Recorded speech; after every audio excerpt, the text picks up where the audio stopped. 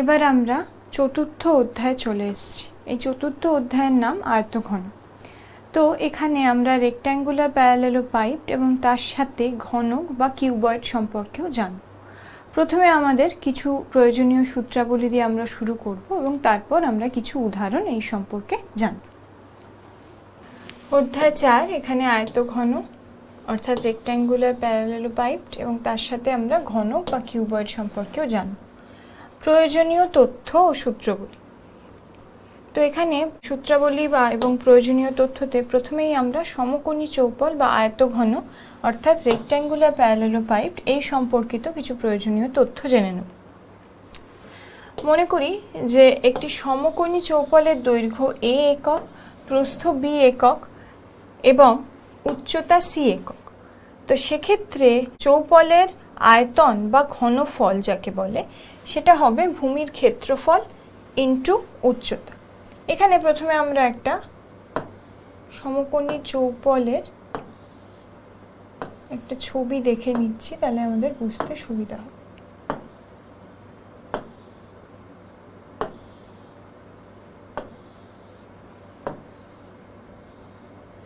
এক্ষেত্রে আমরা দেখছি যে ঘনফল বা আয়তন হলো ভূমির ক্ষেত্রফল। ভূমির ক্ষেত্রফল মানে এটা দৈর্ঘ্য, এটা প্রস্থ, তার ক্ষেত্রফল ইন্টু এই যে আমাদের যে উচ্চতা, এটা হলো হাইট।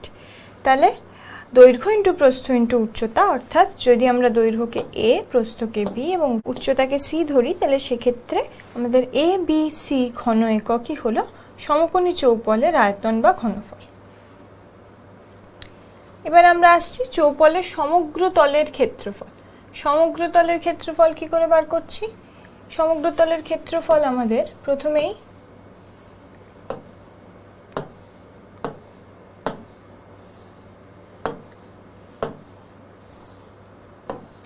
এই যে সমকোণী চৌপল, এক্ষেত্রে সমগ্র তলের ক্ষেত্রফল, তাহলে প্রত্যেকটা তলের ক্ষেত্রফল নিতে হবে। তাহলে আমরা প্রথমেই ধরে নিচ্ছি এই যে ওপরের তল এবং নিচের তল উভয় ক্ষেত্রে কি হচ্ছে তাদের ক্ষেত্রফল দৈর্ঘ্য ইন্টু প্রস্থ, দৈর্ঘ্য ইন্টু প্রস্থ।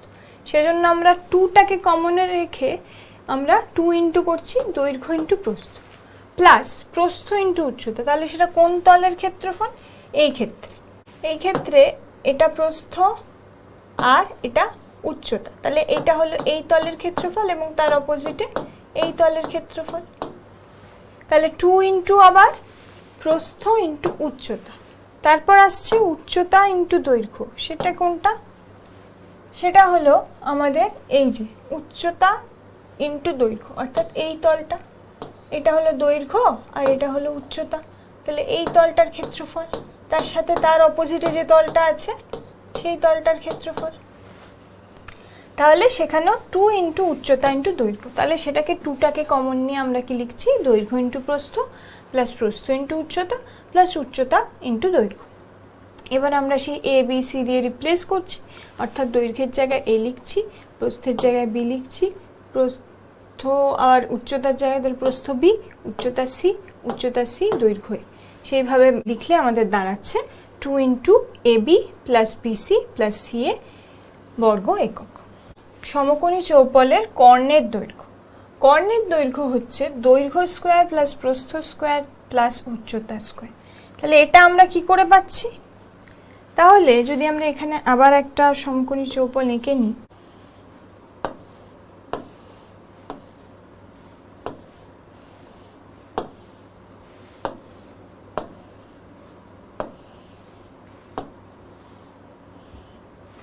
তাহলে আমাদের কর্ণের দৈর্ঘ্য অর্থাৎ এই বিন্দু থেকে যদি আমাদের অপোজিটের এই সাইডের বিন্দু অবধি যদি একটা আমরা দাগ টানি, তাহলে এটাই হলো তার কর্ণ। ঠিক আছে, তাহলে এক্ষেত্রে এই কর্ণটা পাওয়ার জন্য আমাদের কোন তলটা চাই? আমাদের কিন্তু এই তলটার প্রয়োজন, এই যে ত্রিভুজটা আছে এই তলটার প্রয়োজন। তাহলে এই তলটা পেতে গেলে আমাদের কি করতে হবে? প্রথমে আমাদের কি করতে হবে? এটা হলো দৈর্ঘ্য, এটা হলো প্রস্থ, এটা দৈর্ঘ্য, এটা প্রস্থ। তাহলে এই দৈর্ঘ্য স্কোয়ার প্লাস প্রস্থ স্কোয়ার হলো এইটার যে এখানে যে কর্ণটা পাচ্ছি আমাদের তার স্কোয়ার, এবং সেই স্কোয়ারের সাথে যদি আমরা উচ্চতার স্কোয়ারটা যোগ করি তবেই আমরা এই কর্ণের স্কোয়ারটা পাচ্ছি। অর্থাৎ এখানে দৈর্ঘ্য স্কোয়ার প্লাস প্রস্থ স্কোয়ার প্লাস উচ্চতা স্কোয়ার হলো আমাদের চৌপলের কর্ণের দৈর্ঘ্য। তাহলে এক্ষেত্রে আমাদের চৌপলের কর্ণের দৈর্ঘ্য যদি বলতে হয় তাহলে কর্ণ স্কোয়ার এর ভ্যালু হচ্ছে আমাদের, যদি এই রুটটা আমরা উঠিয়ে দিই তাহলে এই রুটটা যদি আমরা উঠিয়ে দিই তাহলে তার ভ্যালু হচ্ছে দৈর্ঘ্য স্কোয়ার প্লাস প্রস্থ স্কোয়ার প্লাস উচ্চতা স্কোয়ার। এবার কর্ণ বললে তাহলে আমাদের রুট ওভার সাইনটা আসছে এবং সেক্ষেত্রে কর্ণ equals to root of A square plus B square plus C square একক। টেবিলের ধারগুলির সমষ্টি, টেবিলের ধারগুলির সমষ্টি জানার জন্য আমাদের কি ফর্মুলা নিতে হবে, সেটা হলো 4 ইন্টু ব্র্যাকেটে দৈর্ঘ্য প্লাস প্রস্থ প্লাস উচ্চতা। সেক্ষেত্রে আমাদের দৈর্ঘ্যকে এ, প্রস্থকে বি এবং উচ্চতাকে সি একক দিয়ে আমাদের লেখা হয়েছে। তাহলে 4 ইন্টু এ প্লাস বি প্লাস সি। তাহলে টেবিল মানে আবার সেই সমকোণী চৌপল।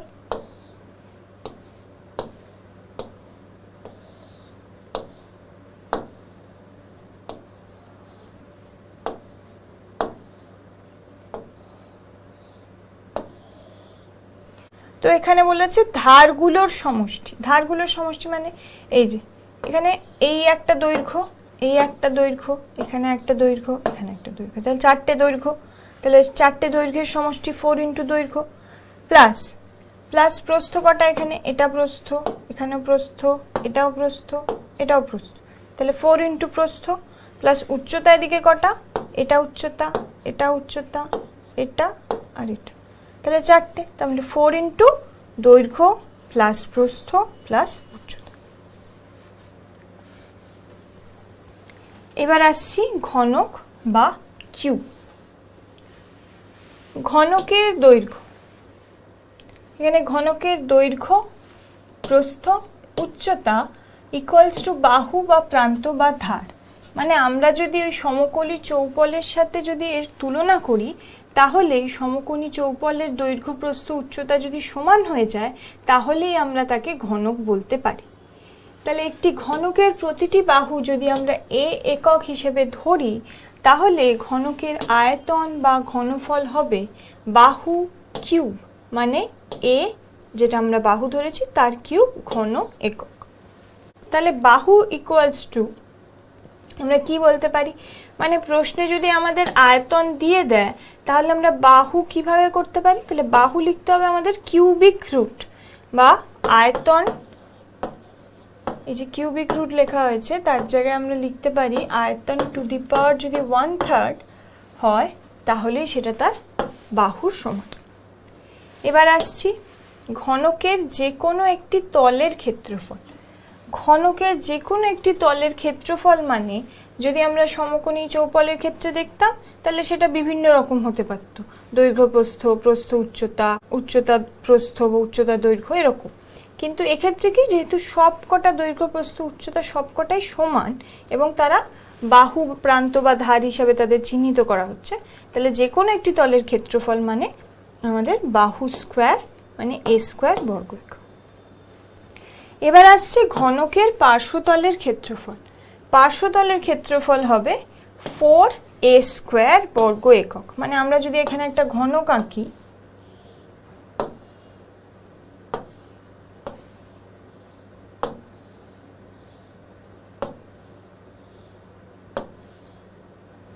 এখানে যদি আমরা একটা ঘনক আঁকলাম তাহলে পার্শ্বতলের ক্ষেত্রফল মানে এই ওপরের যে তলটা আর যে নিচের যে তলটা, এই দুটো তলকে বাদ দিয়ে আমাদের এই সামনে পেছনে আর এই দুটো সাইডের যে তল এটাকে ধরলেই পার্শ্বতলের ক্ষেত্রফল। তাহলে একটি তলের ক্ষেত্রফল যদি এ স্কোয়ার হয়, ওপর নিচ বাদ দিয়ে বাকি চারটে তলের ক্ষেত্রফল কিরকম হবে, 4 ইন্টু এ স্কোয়ার, যেটা এখানে লেখা আছে। এবার বলেছে সমগ্র তলের ক্ষেত্রফল।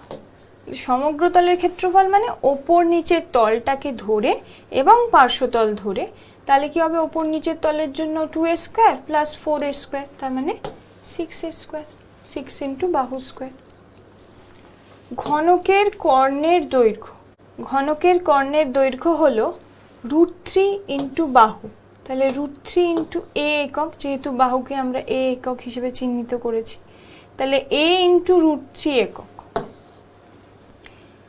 ঘনকের যে কোনো একটি তলের কর্ণের দৈর্ঘ্য, তাহলে যে কোনো একটি তলের কর্ণের দৈর্ঘ্য কিরকম হবে, √2 ইন্টু বাহু অর্থাৎ a√2।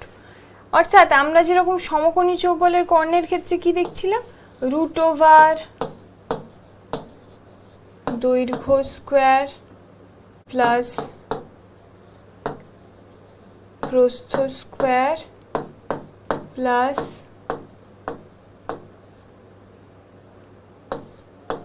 উচ্চতা স্কোয়ার। তাহলে সেক্ষেত্রে দৈর্ঘ্য প্রস্থ উচ্চতা তো ঘনকের ক্ষেত্রে সমান, তাহলে সেক্ষেত্রে রুট অফ আমরা তাদের জায়গায় কি লিখছি, 3 ইন্টু বাহু স্কোয়ার। তাহলে সেটার জন্য আমরা কি পাচ্ছি, বাইরে বেরোচ্ছে √3 ইন্টু বাহু, যেটা এখানে লেখা আছে। এবার বলেছে যে কোনো একটা তল, যে কোনো একটা তল মানে কি দৈর্ঘ্য প্রস্থ তার সমান, তার কর্ণের ভ্যালু কি হবে, a√2।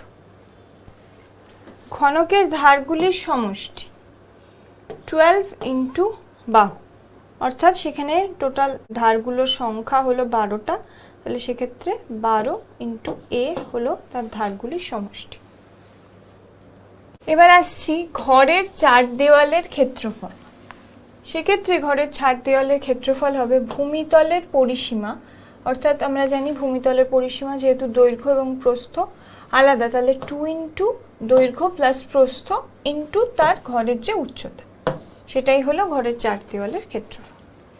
এখানে মনে রাখা প্রয়োজন যে একটি আয়তঘন বা সমকোণী চৌপলের শীর্ষবিন্দুর সংখ্যা হলো 8টি, ঘনকের ক্ষেত্রেও শীর্ষবিন্দুর সংখ্যা 8টি, ধারের সংখ্যা হলো 12টি, কর্ণের সংখ্যা হলো 4টি এবং তলের সংখ্যা হলো 6টি। এবং 1 লিটারের পরিমাণ আমরা বিভিন্ন অঙ্কে দেখতে পাবো যে 1 লিটার মানে 1 ঘন ডেসিমিটার বা 1000 ঘন সেমি, অর্থাৎ এই 1 লিটারকে আমরা লিখতে পারি 1000 ml হিসেবে লিখতে পারি। এই 1000 ml মানে 1000 ঘন সেমি বা সেমি কিউব। এতক্ষণ যে সূত্রাবলী প্রয়োজনীয় তথ্যগুলো দেখলাম সেই সংক্রান্ত কিছু উদাহরণ দেখে নিই। প্রথমেই আসছি, একটি ঘনকের সমগ্র তলের ক্ষেত্রফল 216 বর্গ সেমি, তাহলে ঘনকটির আয়তন এবং ঘনকটির কর্ণের দৈর্ঘ্য আমাদের বার করতে হবে। তাহলে প্রথমেই আমাদের সমগ্র তলের ক্ষেত্রফল মানে, ঘনকের সমগ্র তলের ক্ষেত্রফল মানে আমরা জেনেছিলাম যে যদি ঘনকের বাহুর দৈর্ঘ্য, যদি ঘনকের বাহুর দৈর্ঘ্য a সেমি হয়, যেহেতু সেমি বলেছে a সেমি হয়, তাহলে সেক্ষেত্রে ঘনকের সমগ্র তলের ক্ষেত্রফল কত হবে,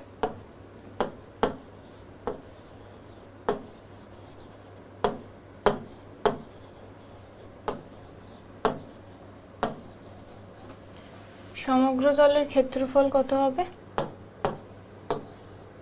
6a স্কোয়ার। যেমন আগে আমরা বললাম যে পার্শ্বতলের ক্ষেত্রফল হলে শুধু 4টে তল নেওয়া হচ্ছে, ওপর নিচটা নেওয়া হচ্ছে না, সমগ্র তলের ক্ষেত্রে 6a স্কোয়ার, তাহলে 6a স্কোয়ার বর্গ সেমি।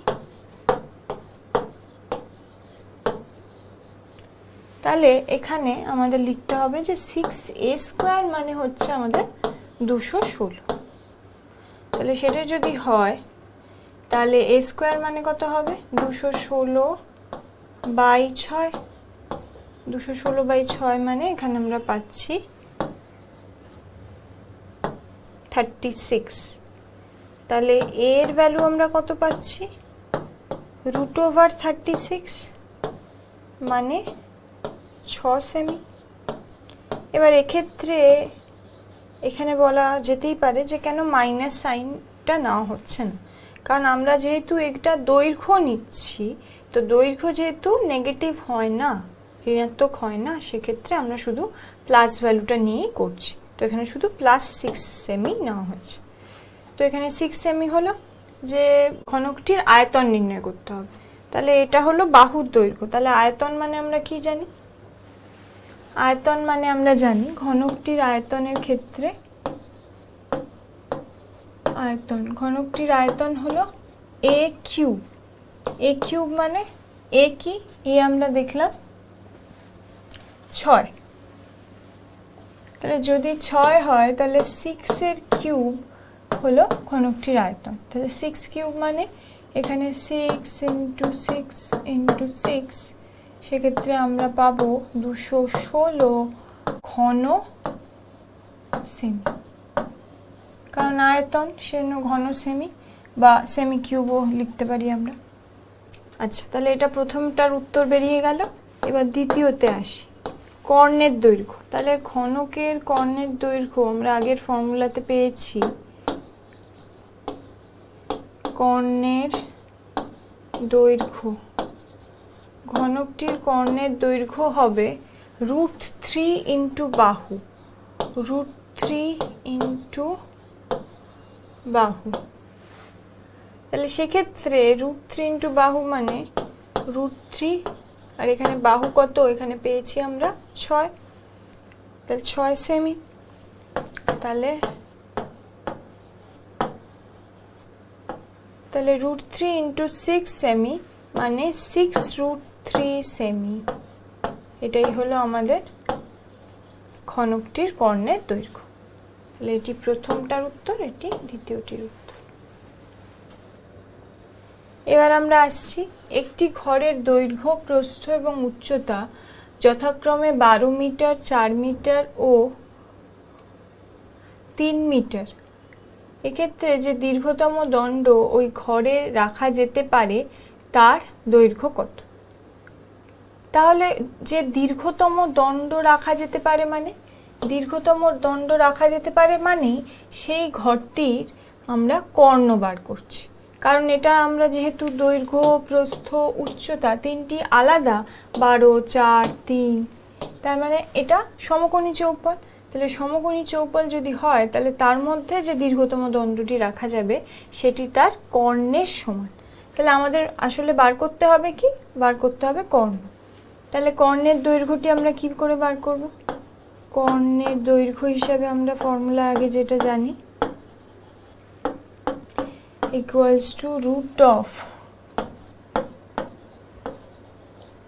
দৈর্ঘ্য স্কোয়ার প্লাস প্রস্থ স্কোয়ার প্লাস উচ্চতা স্কোয়ার।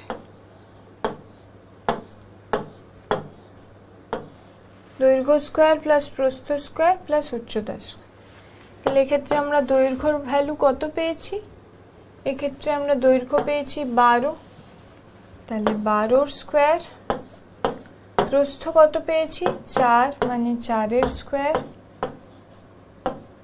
উচ্চতা কত পেয়েছি? 3, মানে 3 স্কোয়ার। তাহলে যেহেতু কর্ণের দৈর্ঘ্য, তাহলে সেটা একটা দৈর্ঘ্য, তো তার ইউনিটও আমরা পাবো মিটারে, এককটি হবে মিটার।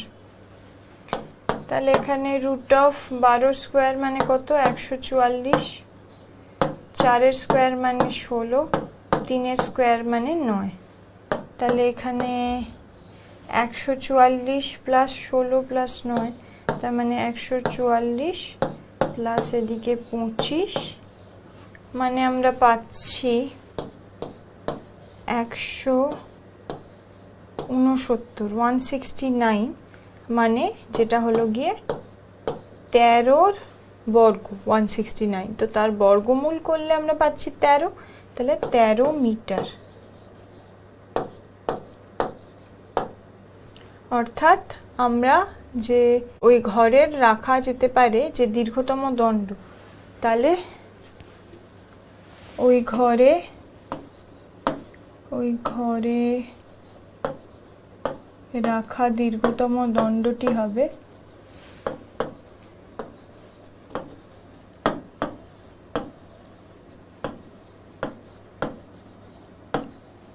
দীর্ঘতম দণ্ডের দৈর্ঘ্য ইকুয়ালস টু কত হবে? 13 মিটার।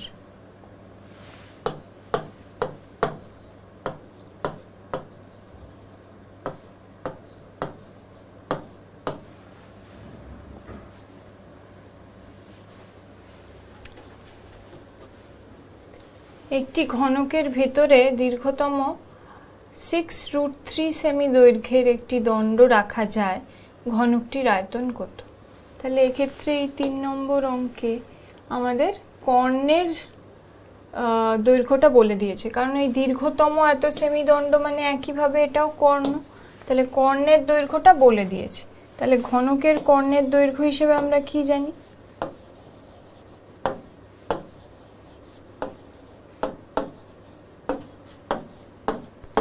ঘনকের কর্ণের দৈর্ঘ্য হিসেবে আমরা জানি a√3 সেমি, যেহেতু এটি সেমিতে আছে। তাহলে সেক্ষেত্রে এটা কি ঘনকের বাহু?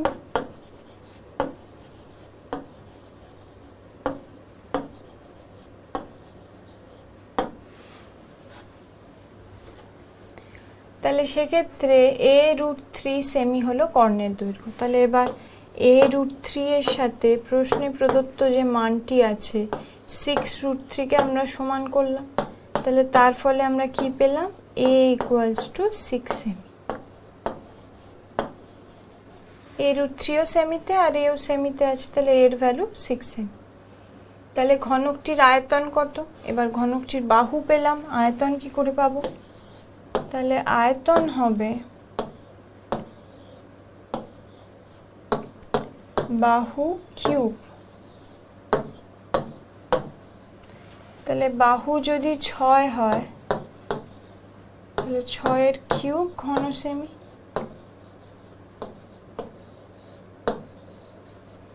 ঘন সেমি, তাহলে সেক্ষেত্রে আমরা পাচ্ছি 216 ঘন সেমি। একটি আয়তঘনাকার 4 নম্বর অঙ্ক। একটি আয়তঘনাকার ঘরের দৈর্ঘ্য প্রস্থ উচ্চতা যথাক্রমে a একক, b একক এবং c একক এবং a + b + c = 25, ab bc ca = 240.5। তাহলে ঘরের মধ্যে সর্বোচ্চ দৈর্ঘ্যের যে দণ্ডটি রাখা যাবে তার দৈর্ঘ্য কত? এবার একইভাবে আমাদের চেয়েছে কর্ণের দৈর্ঘ্য বার করতে হবে, কিন্তু এক্ষেত্রে যে ভ্যালুগুলো প্রথমে দেওয়া আছে তাহলে সেটা থেকে আমাদের কি করতে হবে? আমাদের প্রথমে এই a + b + c অর্থাৎ দৈর্ঘ্য প্লাস প্রস্থ প্লাস উচ্চতা যার ভ্যালুটা দেওয়া আছে তার যদি আমরা স্কোয়ার করি তাহলে আমরা পাবো a² + b² + c² plus 2 * ab plus bc plus ca। এই ফর্মুলাটা আমাদের ব্যবহার করতে হবে। তাহলে a + b + c = যদি 25 হয় তাহলে এখানে আমরা 25 এর ভ্যালুটা বসিয়ে দিলাম। তাহলে 25 এর square = a² + b² + c² plus 2 * এই যে ভ্যালুটা এটাও দিয়ে দিয়েছে, সেটা কত? 240.5। তাহলে 240.5। তাহলে আমাদের এখান থেকে কি বার করতে হবে? a² + b² + c² এর ভ্যালু কি করে বার করব? 25 এর স্কোয়ার অর্থাৎ এখানে আমরা লিখছি 625 = যা ছিল যেটা a² + b² + c² প্লাস 2 * 240.5। তাহলে এর ভ্যালু দাঁড়াবে 481। তাহলে এবার কি করছি? এবার এই পার্টটাকে অর্থাৎ a² + b² + c² এই পার্টটাকে আমরা বাঁ দিকে নিয়ে আসছি। বাঁ দিকে আনলে হচ্ছে a² + b² + c² তাদের আগে একটা মাইনাস সাইন চলে আসছে, আর এদিকে যদি আমরা 625টাকে ডান দিকে নিই তাহলে এক্ষেত্রেও একটা মাইনাস সাইন আসছে। তাহলে -625 + 481, তাহলে এক্ষেত্রে কি হচ্ছে? -a² + b² + c² = -625 থেকে যদি আমরা 481কে বাদ দিই তাহলে আমরা পাচ্ছি 441। মানে 144 মাইনাস 144। এরপর তাহলে কি হচ্ছে, উভয় পক্ষে যেহেতু একটা মাইনাস সাইন আছে, তাহলে আমাদের এই মাইনাস সাইনটা উভয় পক্ষ থেকে কেটে যাচ্ছে। তাহলে আমরা কি ভ্যালু পাচ্ছি a square plus B square plus C square equals to 140।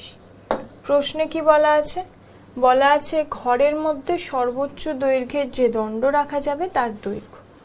তাহলে ঘরের মধ্যে সর্বোচ্চ দৈর্ঘ্যের যে দণ্ড রাখা যাবে সেটাই তার কর্ণের সমান। তাহলে কর্ণের দৈর্ঘ্য মানে আমরা কি জানি, √, দৈর্ঘ্য স্কোয়ার প্লাস প্রস্থ স্কোয়ার প্লাস উচ্চতা স্কোয়ার।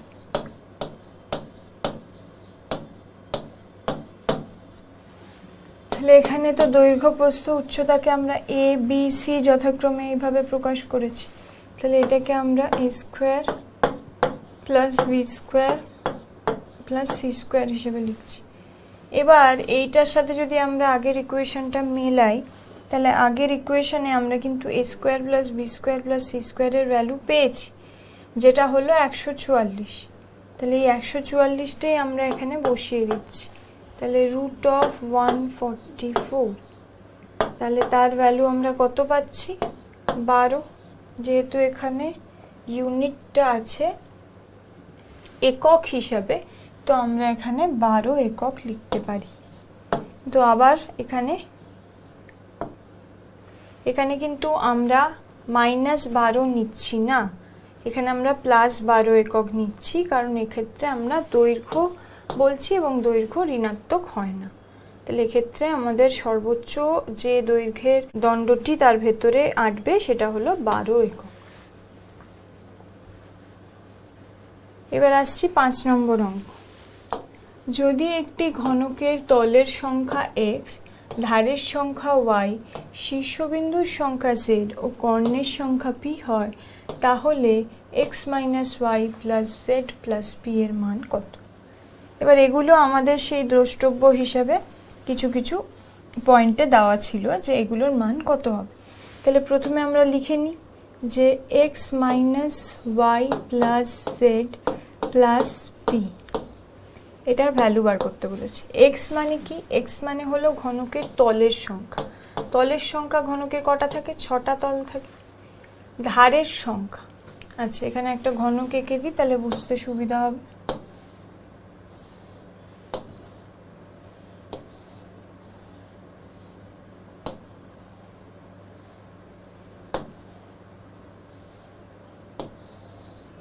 তো এখানে তলের সংখ্যা মানে এই ওপরে একটা, নিচে একটা, সাইডে দুটো, আর এই সামনে একটা, পেছনে একটা। 6টা তল, 6টা তল। আর ধারের সংখ্যা y, ধারের সংখ্যা কটা টোটাল?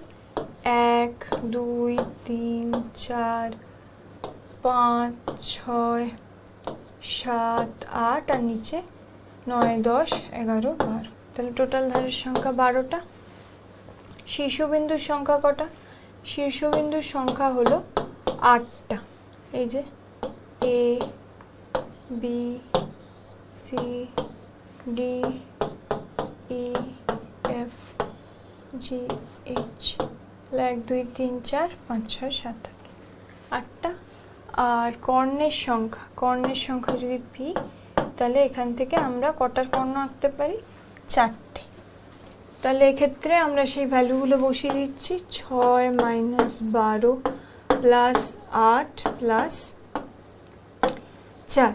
তাহলে এর ভ্যালু কত হলো? 6 - 12, এখানে একটা -6 হয়ে যাচ্ছে, আর 8 প্লাস 4 মানে এখানে একটা 12 হচ্ছে। তাহলে কত হলো? +6। এটাই হলো ভ্যালু।